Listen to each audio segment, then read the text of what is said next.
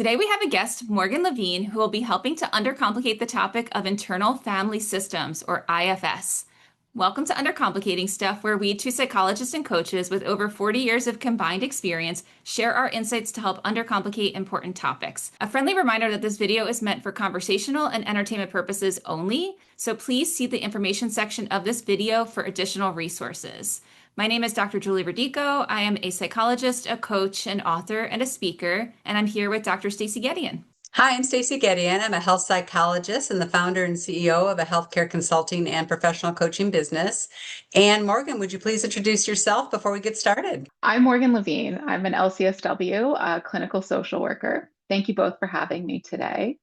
I specialize in IFS-informed EMDR, and I am also trained in IFS through the IFS Institute, and I love talking about IFS, so thank you so much for having me. We are super excited to have you here and to learn a lot more about IFS. It's very popular now, very much in the social network of things. And could you just start us off with explaining what is IFS? IFS, also known as internal family systems, was developed by Richard Schwartz in the 1980s.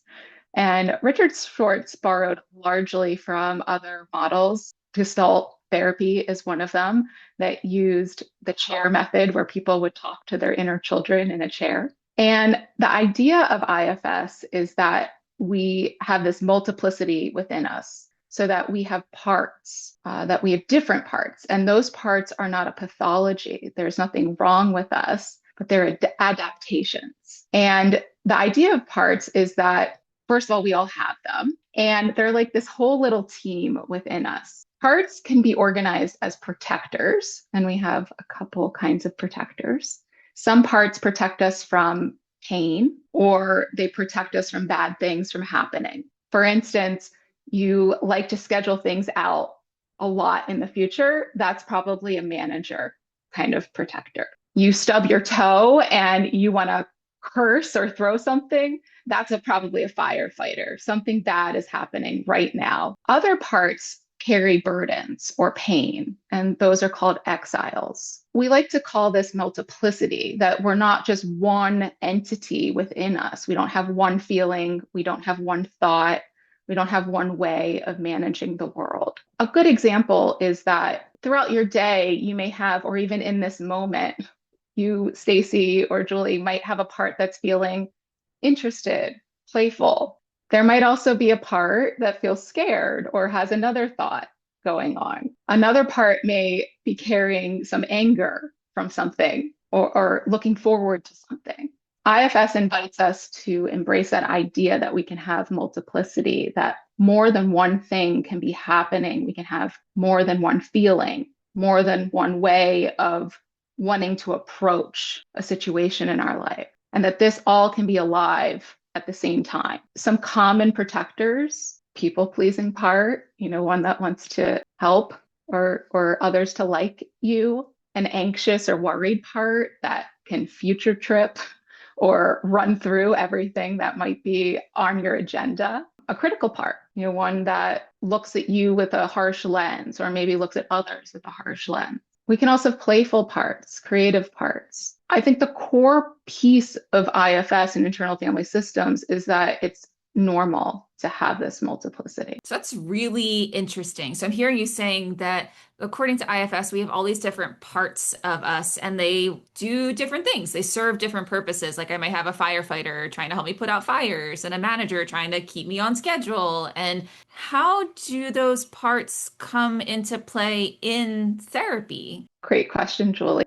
In the therapy room, parts work can be a general term to describe getting curious about parts. When we do parts work through internal family systems, we're first trying to get to know the parts inside of you. Through IFS, there's a process for that to help us create awareness and a relationship with parts. There's a very important piece that I've not mentioned yet about internal family systems, which is the role of self-energy. Self-energy is the energy that all of us have within us. It's not a part. It's a core energy that can be curious and calm and listen to other parts rather than parts fighting for attention or to grab the wheel. So when someone first comes in for internal family systems, often it's the therapist who's holding that self energy. And so by the therapist or the coach holding that energy, we're bringing our curiosity, our presence to help the client build a relationship with their parts and then ultimately build their own self energy and the relationship of their parts to their self energy. So, what does that mean? In practice, it's a lot like talk therapy at first, where we're just getting to know each other. But eventually, internal family systems has a 6F process. You find a part, you focus on it, you start to flesh it out. And that usually means we go to the body. So by fleshing out, where do you notice that energy in or around you? It's a process of slowing down to start to bring our attention inward. And eventually we check in about how the client feels toward that part. If they answer with, remember, we like alliteration, so 6Fs, they answer with some of the C words or P words that indicate self energy. So curiosity, compassion, play, presence. There's probably self energy. They answer mad, sad. There's probably another part. And so this process is iterative until the client can build their own self energy. And then maybe the parts start to talk to each other and work together. Maybe they unburden a piece of pain. Maybe they update and they realize you're not a child anymore, or you have skills or access to things. But that is can be a longer process. So, and can be done so many different ways that we could sit here all day and talk about all the ways that can be done. I'm curious, because this is so interesting and compelling. Could you just run through the six Fs, like what they are again, just so Yeah, listeners make sure that they like have a good concept? sure. The 6Fs are we find, we focus, we flesh out, we feel toward, meaning we're checking in for how we're feeling toward a part. We befriend it if we have self energy. If there's not self energy, we're getting to know another part, perhaps, because we only really want to connect with a part if we can connect from self energy. Well, after we've befriended a part, then we really want to get to know, is it carrying a fear?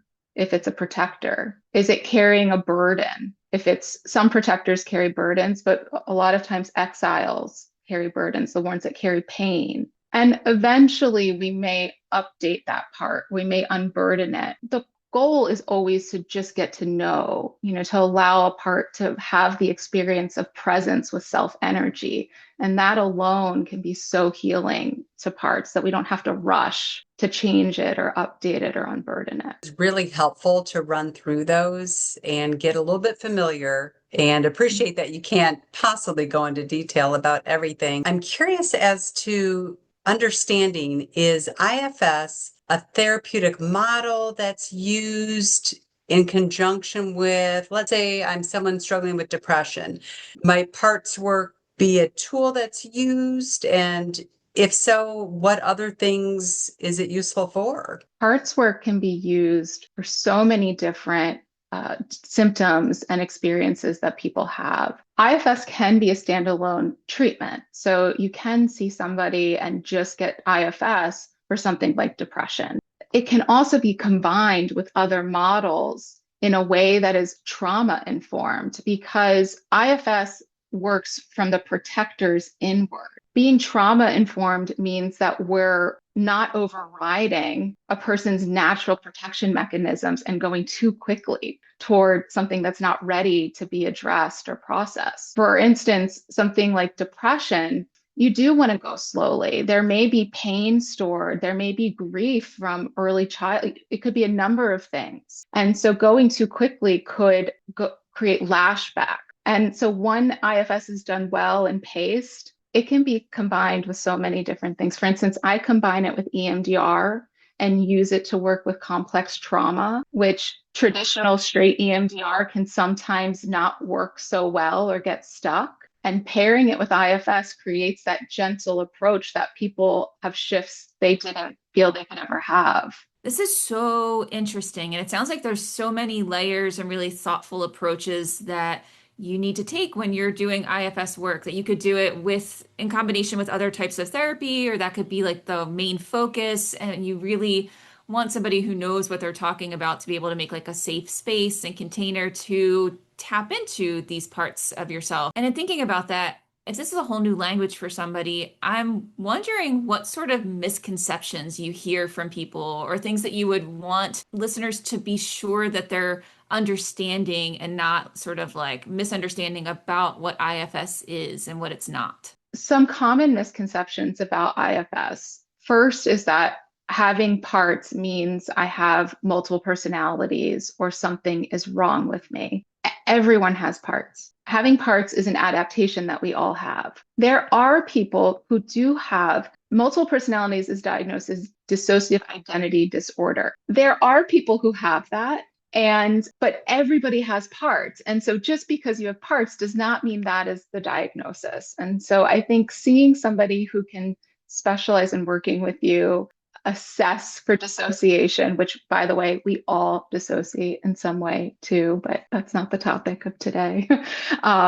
Having those kinds of parts is a normal experience. Another misconception, and that people can experience when they're doing IFS for the first time, is that it's just pretending, that where I'm asking you to check in if there's any energies in or around you, any younger. It can feel like it's using parts of the imagination that feel, quote, fake to people. What I say to that is that IFS is just a way of using our attention, and it can be done in creative ways, but it helps us to understand our feelings, our urges, our worries, memories that are attached to those, somatic sensations. And those are very real. So that if a way that someone is asking you to engage with your system doesn't feel right, there are a lot of options for how to do parts work. And so I would encourage people to find another option, not to write it off as being too imaginative. The last misconception that I want to talk about is that the goal is always to unburden the exile. That's something that people come to IFS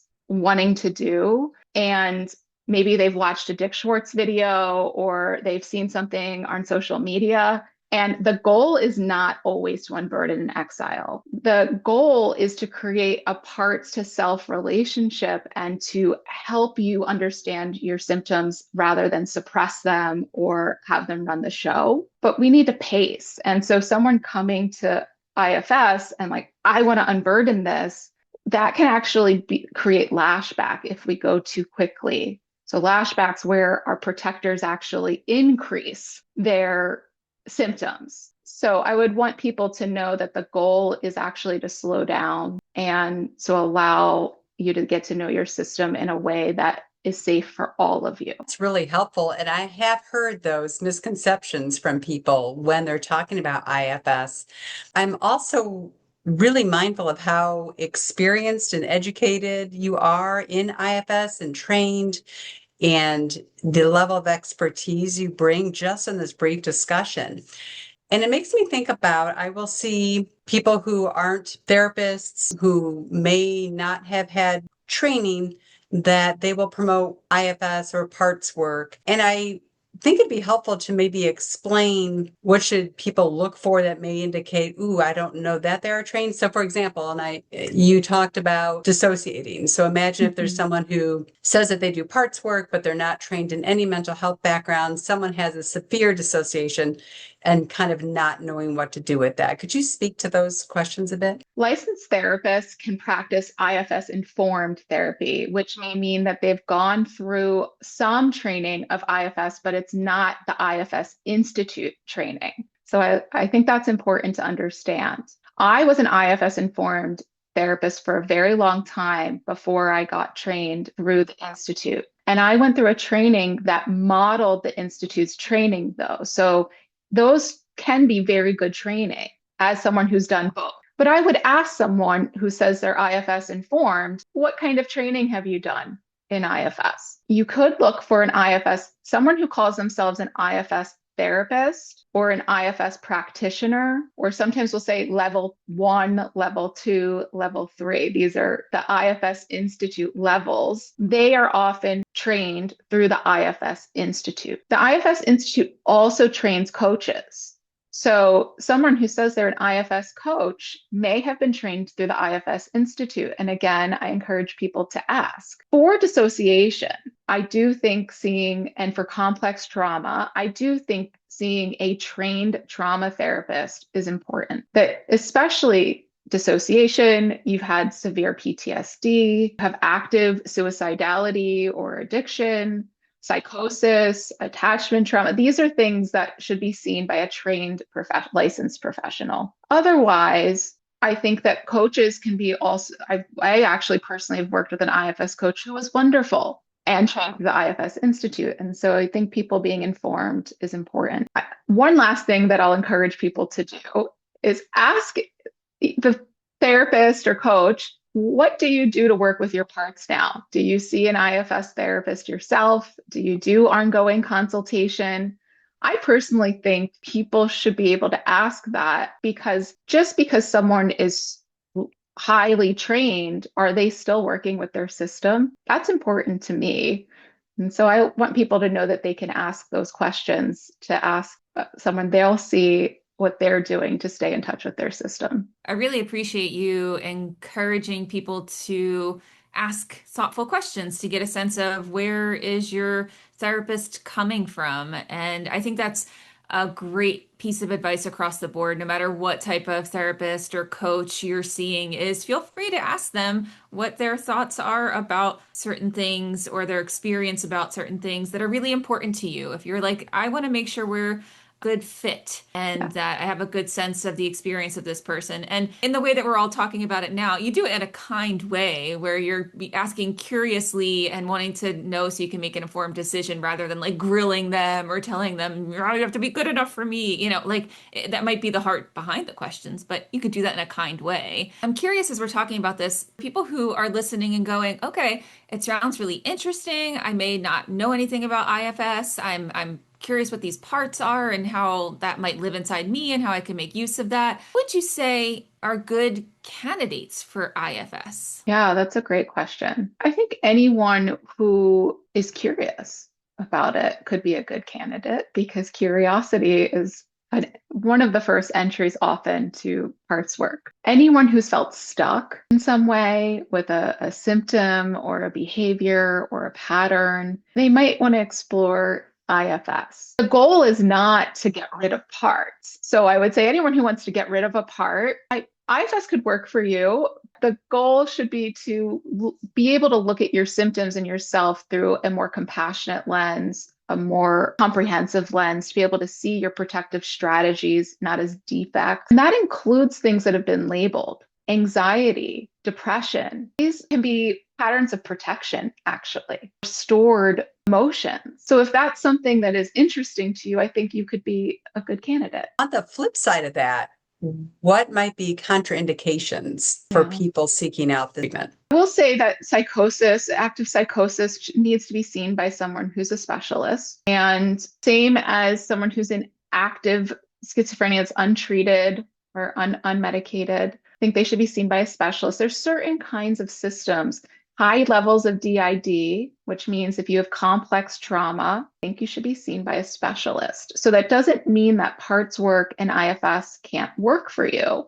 It means that you should be looking for someone who has those as specialties and not just a general IFS practitioner. Other things are active addiction, active suicidality. You likely want to work with someone who has other models in their toolkit who can help you, not from an IFS pure standpoint, but from a specialist standpoint. So as we're talking about this, I realize there's so much information here that we could ask you to do like an 8-hour lecture on all the different terms and considerations. And so my key takeaway from today is to encourage people to continue to explore. And that might be looking at the resources that are in the description of this video, to reach out to clinicians who do IFS as part of their work, like Morgan, and to have thoughtful conversations about how this might work for you and goodness of fit, and to continue exploring and digging into this topic to see how it might make sense for you. I think it's such a really interesting topic that we've just scratched the surface on here. My key takeaway is the importance of asking questions.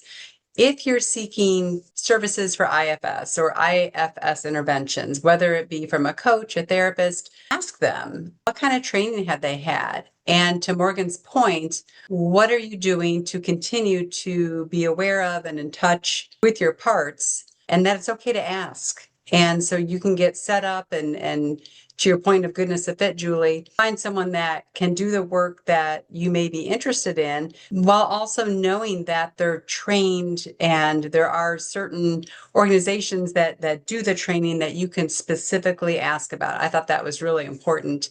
And then how about Morgan, takeaway from you from today? Yeah, thank you both. So, the takeaway I'd like people to walk away with is that the behaviors and symptoms we judge ourselves most harshly for are often just protective adaptations, and they helped us to survive at some point. So, I also want people to take away that everyone has the capacity to heal within them, that self energy lives within all of us, and we can access that natural ability to heal, being given the right conditions and access to self energy. That often goes best when you work with a trained therapist or coach who has a lot of access to their own self energy. So, anyone who's interested in starting, it's not going so well, or maybe you've read the book No Bad Parts by Dick Schwartz recently. If not, I recommend that as a follow up. Find someone to help you who has good access to their self energy, who you connect to. And I hope people get curious about their parts. We are so thankful for you joining us today and sharing all of this information. I encourage listeners to check out Morgan's website for more resources, including her IFS informed EMDR intensives. And overall, if this topic resonated with you, please share it with somebody that you care about. You can also find resources about our discussion today in the description of this video. And also, please comment, like, and subscribe. You can listen to our podcast on YouTube, Apple, and Spotify. You can also message us on YouTube, Facebook, and LinkedIn with suggestions of topics you'd like us to discuss in future episodes.